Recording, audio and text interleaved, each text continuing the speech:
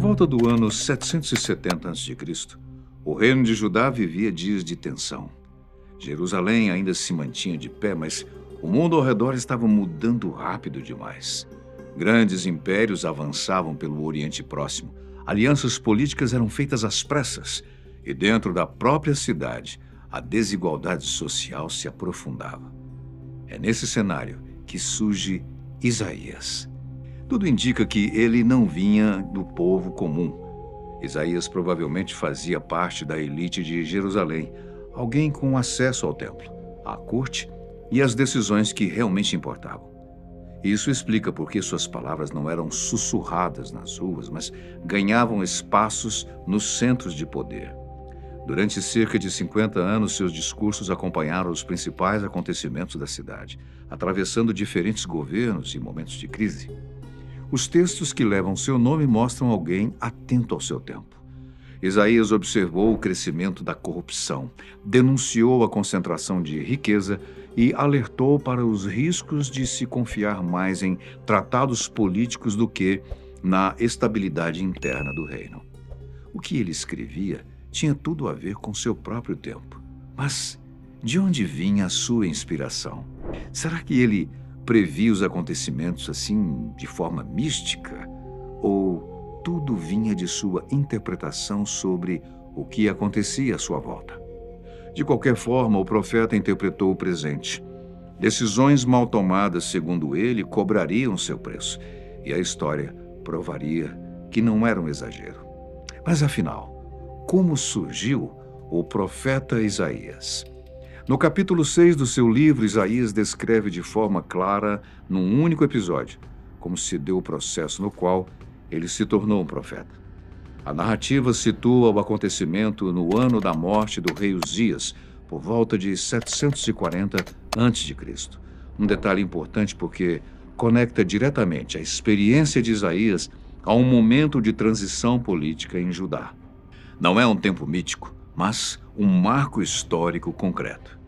Isaías relata ter tido uma visão no templo de Jerusalém. Ele descreve o Senhor num trono, ocupando simbolicamente todo o espaço do templo, enquanto os seres celestiais, os serafins, proclamavam a santidade divina. Diante dessa cena incrível, Isaías reage com medo e aquele sentimento de inadequação, afirmando ser um homem de lábios impuros e viver em meio a um povo igualmente impuro. Essa reação segue um padrão comum nos relatos de vocação profética.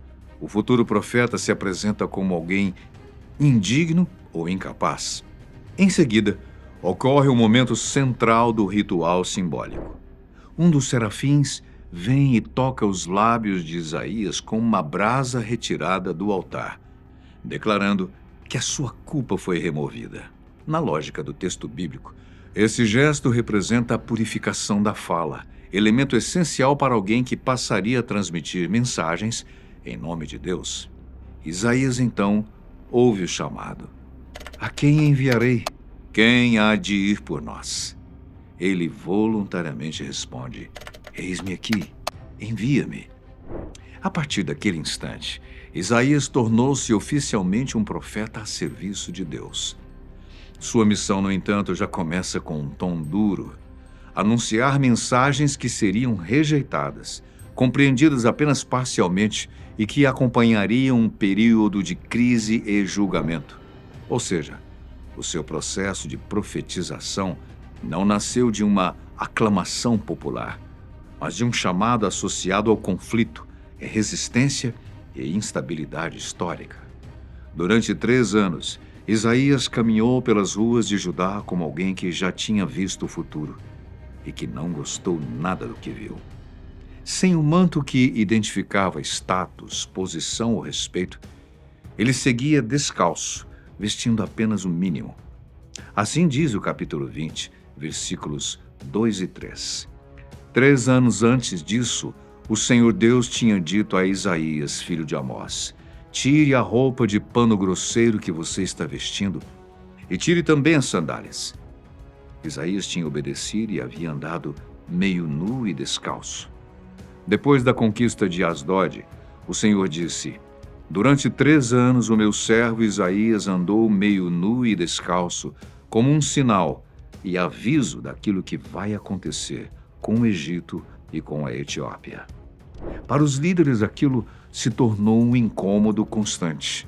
Para o povo, um sinal difícil de ignorar. Naquele tempo, aquela aparência não significava pobreza comum, mas derrota. Era assim que prisioneiros de guerra eram exibidos após a queda de uma cidade. Nada daquilo era acaso. O mundo ao redor de Judá estava em ebulição. O Império Assírio avançava como uma máquina de guerra impossível de ser detida. Em resposta, diplomatas e conselheiros sussurravam nos corredores do poder: o Egito virá em nosso socorro. O reino de Cuxi se levantará conosco. Uma aliança vai resolver tudo. Isaías atravessava essas esperanças como uma sombra inconveniente. Dia após dia, o corpo de Isaías dizia cada vez mais claramente o que as suas palavras já não precisavam repetir.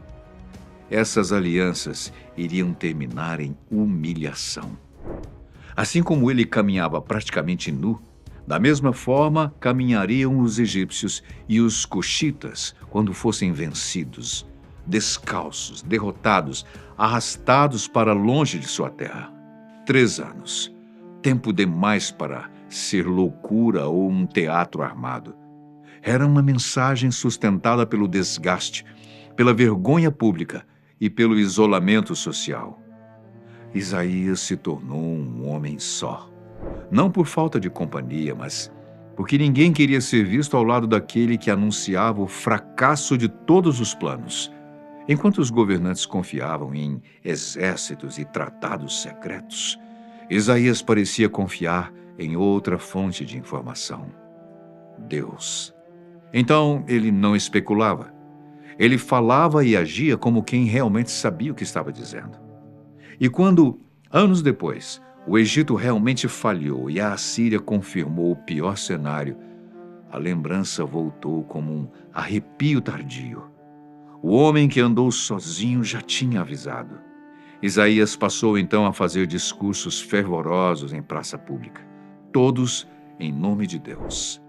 Falava sobre o julgamento divino diretamente aos líderes de Israel e Judá, advertindo-os que sua união contra a aliança deles com Deus teria um custo.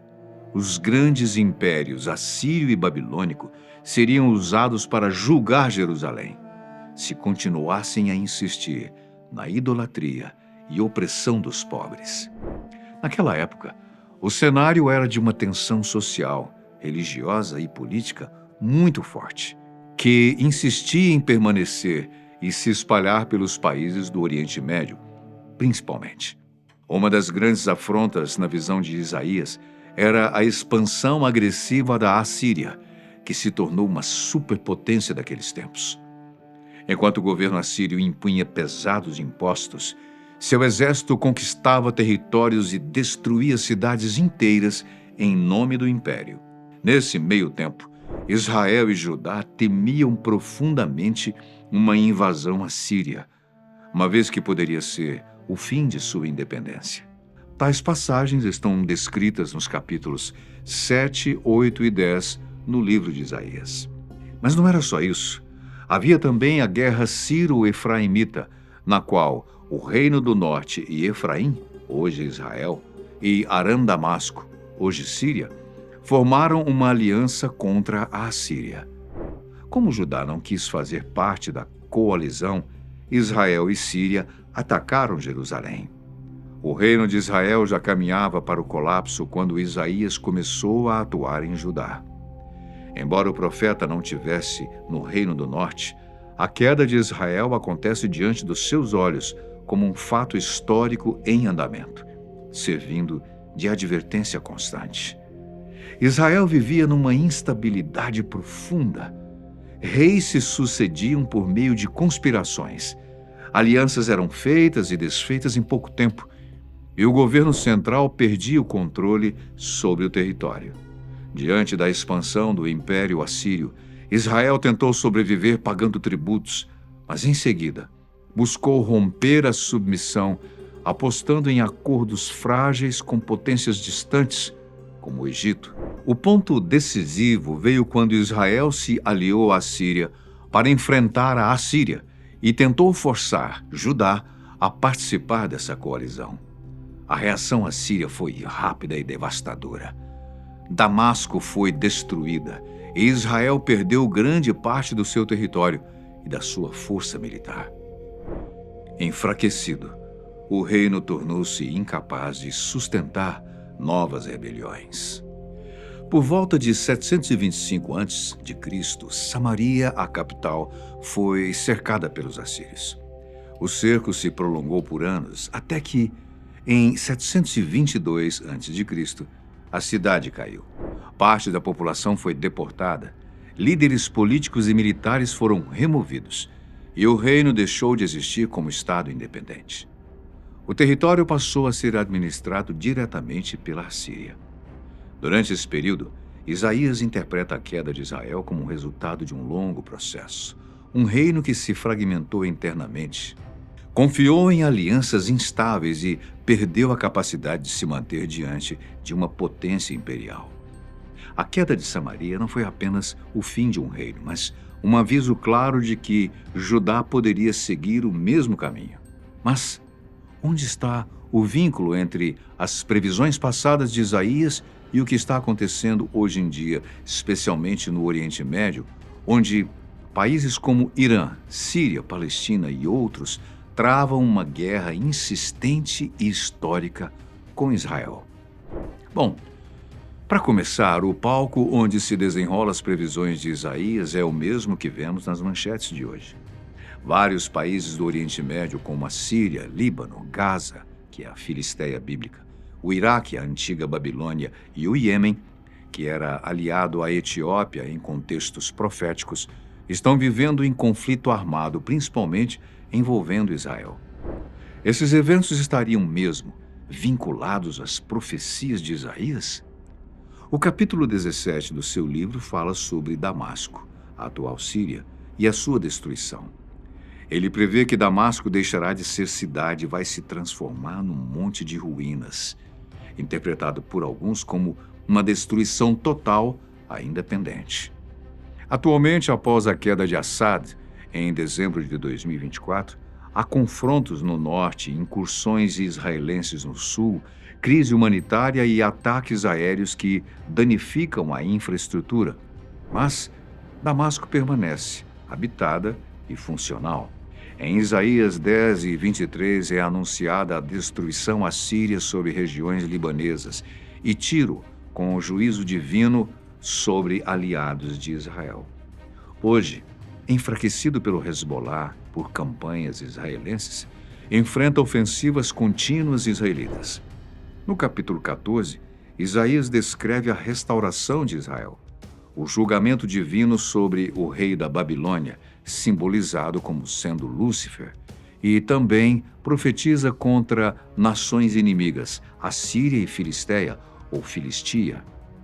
Os conflitos contra Israel persistem desde 2023, com um cessar-fogo frágil, mais de 70 mil mortos e desmilitarização debatida.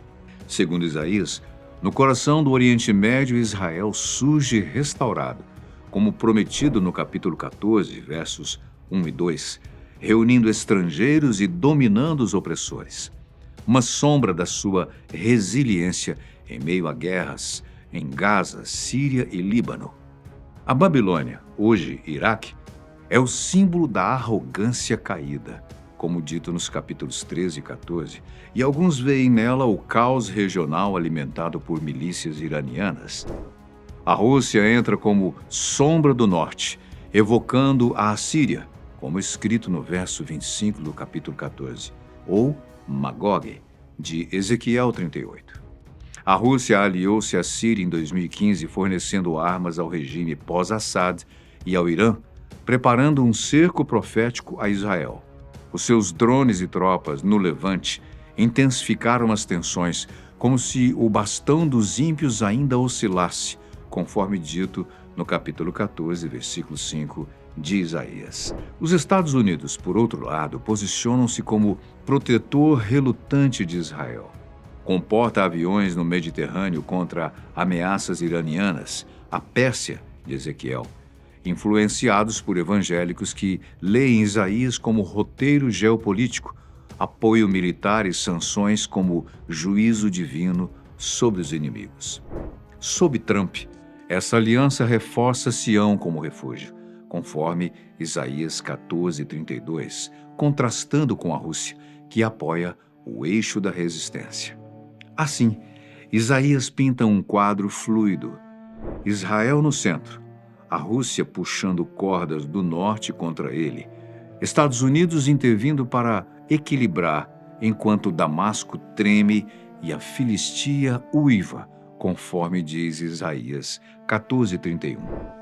Não podemos, no entanto, afirmar claramente que as previsões de Isaías estão em conformidade com os personagens, no caso, as nações envolvidas nessa guerra, que já dura milênios. Quanto ao futuro dessa região, se depender das profecias de Isaías, Israel será uma nação livre, enquanto as outras irão cair.